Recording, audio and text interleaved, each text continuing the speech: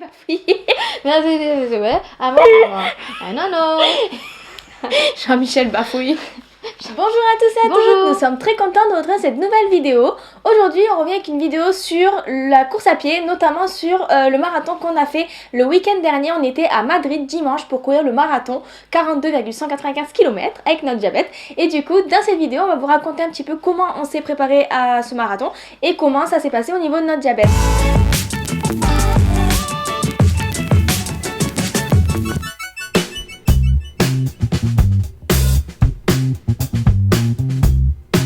Ce qui est important de préciser, c'est qu'on s'est pas mis à courir un marathon comme ça. Peut-être que si vous connaissez pas notre histoire, on a commencé déjà par courir 5 km, 7, 8, 9, etc. petit à petit, et donc ça fait maintenant 4-5 ans qu'on court, donc on a fait depuis 4-5 ans 3 marathons, et là c'est notre 4e marathon. Concernant la préparation, on n'y est pas allé un petit peu au feeling, voilà, on n'a pas fait ça du tout. On s'est préparé pendant 3 mois, on a eu 12 semaines d'entraînement. On a pris un entraînement qui est gratuit sur Decathlon Coach. Voilà, c'est pas un entraînement spécifique aux personnes diabétiques, c'est un entraînement que tout le monde peut faire, c'est quelque chose qui est gratuit, une application gratuite. Donc tout le monde peut aller chercher son entraînement sur cette application. Et donc on a eu 12 semaines d'entraînement, ça a été 3 blocs de 4 semaines. Un premier bloc où c'était des entraînements plus écartés, un mercredi, un jeudi, enfin non, un mercredi, un vendredi, un dimanche. Et ensuite les deux deuxièmes blocs, les 4 semaines et 4 semaines, ça a été un entraînement le mercredi et un le samedi dimanche pour pouvoir bien rapprocher les séances et qu'on fasse des grosses séances rapprochées sur le week-end. Et donc cet entraînement, ça a été une préparation physique, une préparation mentale, mais aussi une préparation sur le diabète, de savoir comment allait réagir notre diabète et comment on pouvait essayer d'adapter notre diabète à la course à pied. D'abord, il faut savoir que pour ce marathon, on avait un objectif un peu plus, on va dire un peu plus intense qu'avant, parce que à Amsterdam, on avait un objectif, je sais plus combien de moins de 5 heures. Moins de 5 heures, et on avait mis 4h55 à peu près, et du coup, à ce marathon-là, on s'était entraîné pour faire la course en 4h30, donc on était plutôt physiquement, on était en forme, on avait fait l'entraînement quand même de façon assidue sur les 3 mois, on n'avait pas sauté des entraînements, tout ça, on a essayé d'être un peu carré là-dessus. Et on a essayé aussi de cadrer un peu notre alimentation, notamment avant la course, en mangeant un petit déjeuner un peu plus structuré. On va vous raconter un peu ce qu'on a mangé, et en prenant un petit peu des choses pendant la course qu'on ne prenait pas habituellement. Et du coup, on va vous expliquer tout ça, et ça a notamment un lien aussi avec le diabète, puisque tout ce qu'on mangeait, il fallait aussi qu'on puisse derrière gérer nos glycémies avant la course et au moment de la course. Pour ce qui est de avant la course, ce qu'on a fait, c'est que on s'est levé 2 heures avant la course. Il faut savoir qu'on est parti à 9h30, un truc comme ça, et du coup, on s'est levé à 7h30 ce matin-là. Enfin même un peu avant parce qu'il faut se préparer et tout. Puis on a pris le petit déjeuner 2 heures avant parce qu'on voulait quand même avoir digéré le petit déj au moment de la course. Donc on a mangé 2 heures avant. Notre petit déjeuner était composé principalement de œufs, dinde, on avait mangé beaucoup de protéines, après du pain qu'on avait toasté avec un peu de confiture parce que je crois qu'on avait que ça à ce moment là, avec un café et un petit peu de jus d'orange. Donc en fait on a essayé de faire un petit déj un peu équilibré en termes de protéines et glucides et pas trop gras, parce que le gras au niveau de la digestion c'est pas top et il faut éviter d'aller aux toilettes pendant la course, c'est quand même mieux. Donc voilà, on a essayé de faire un truc un peu optimisé comme ça. Il faut savoir qu'on a limité, donc moi déjà en termes de boucle fermée, je suis sortie de la boucle fermée pour la course, donc au moment du petit déj, j'ai enlevé le smart guard de ma boucle fermée. Je suis revenue à un traitement normal, capteur pompe indépendant.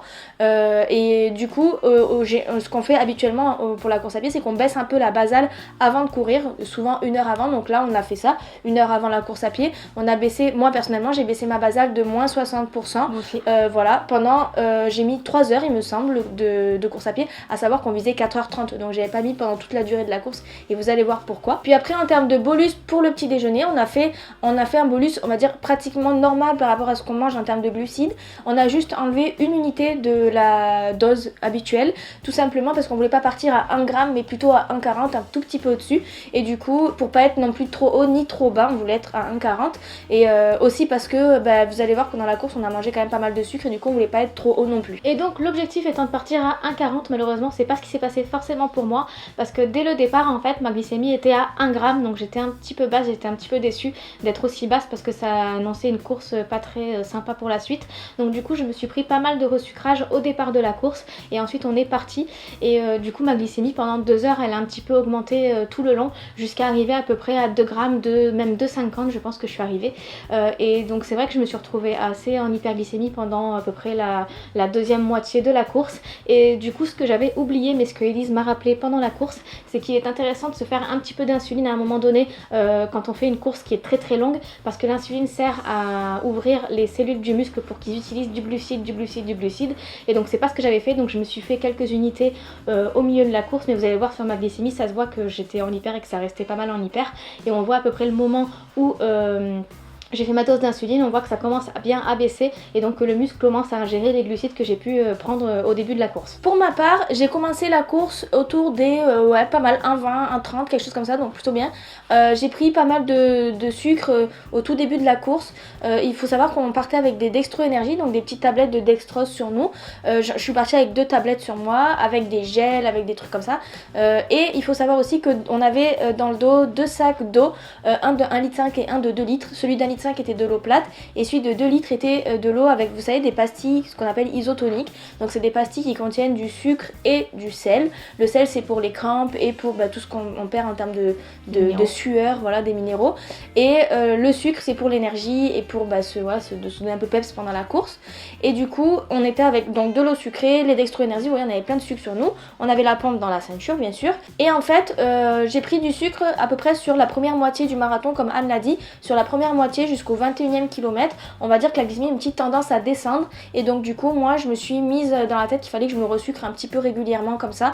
Et donc du coup j'ai pris peut-être 3-4 tablettes toutes les demi-heures on va dire. Donc tout ça faisait à peu près 4 fois, donc c'était sur 2h15, on a fait le semi en 2h15. Tout ça avec bien sûr l'eau et l'eau sucrée avec le sel dans le dos qu'on buvait toutes les 20 minutes, déjà parce qu'il fallait qu'on prenne de l'énergie, mais aussi parce qu'il fallait qu'on s'hydrate parce qu'il faisait très très chaud. Et après sur la deuxième partie de la course, comme Anne l'a dit, j'ai remarqué aussi que la glycémie a commencé à remonter un petit peu toute seule.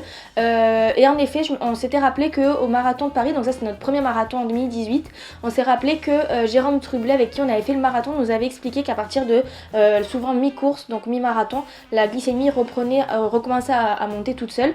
Et du coup là ce que j'ai fait, c'est que j'ai pris ma pompe, j'ai remis ma basale normale, elle était à moins 60% au début, tac, j'ai remis la basale de façon normale. Et ce que j'ai fait, c'est que comme je voyais que la glycémie elle montait, j'arrivais pas à la faire baisser avec ça, du coup j'ai fait des petites doses d'insuline un peu régulièrement, donc des 0,5 unités, des 1 unité, un peu par-ci par-là. En fait il y a aussi le fait qu'on voulait pas se mettre en hypoglycémie, donc moi j'étais un peu réticente sur le fait de m'envoyer de l'insuline comme ça, donc j'ai fait ça un peu à tâtons, c'est-à-dire en envoyant des 0,5, des 1 unité, des 0,5, mais pas des 3 unités d'un coup, parce que je me suis dit que si j'envoyais trop d'insuline d'un coup, ça aurait pu me mettre en hypoglycémie et très rapidement, et c'est vrai que pour la fin de la course c'est pas top. Et donc c'est vrai que ce qui est intéressant, c'est que même après le 4e marathon, on en a fait 3 avant, on apprend encore des choses sur notre diabète, sur notre façon de réagir, sur comment réagit notre diabète pendant une activité sportive qui est longue. Et c'est vrai que ça c'est toujours intéressant de pouvoir apprendre tout ça pendant la course. Et d'ailleurs moi personnellement c'est la première fois que sur une course, sur un marathon, je gère la course on va dire un petit peu plus sportivement que diabétiquement. En fait j'essaye de prendre plus en compte l'effort, etc. pour pouvoir arriver à mon temps que je veux, plutôt que gérer mon diabète. Enfin voilà, j'ai fait les deux en parallèle et ça c'était très intéressant sur ce marathon là. Et au final c'était un super marathon, on a passé un super moment à Madrid. Ce qu'il faut savoir sur le marathon de Madrid, c'est que c'est un marathon qui monte et qui descend. En fait on a passé notre temps à faire ça et c'était du coup insupportable parce qu'on avait un chrono à faire qui était de 4h30 et on s'est retrouvé avec des dénivelés positifs tout le temps, négatif ça pose pas de problème, mais positifs tout le temps et c'était insupportable. Du coup on a fini notre marathon en 4h52, mais on a remarqué que le premier l'avait fait en 2h10, donc on se dit qu'on est à peu près bien. Si le marathon avait été plein on aurait pu faire 4h30, mais finalement on a fait 4h52, mais on est très contente de l'avoir terminé. Et ce qu'il faut savoir sur ce marathon, c'est qu'on est parti en famille, on avait un staff tech qui était là, on était 6 ou 7 personnes qui étaient là pour nous accompagner, pour avoir dans le sac à dos des pompes à insuline de rechange, du resucrage, de l'eau, des vêtements de rechange, des chaussettes, etc.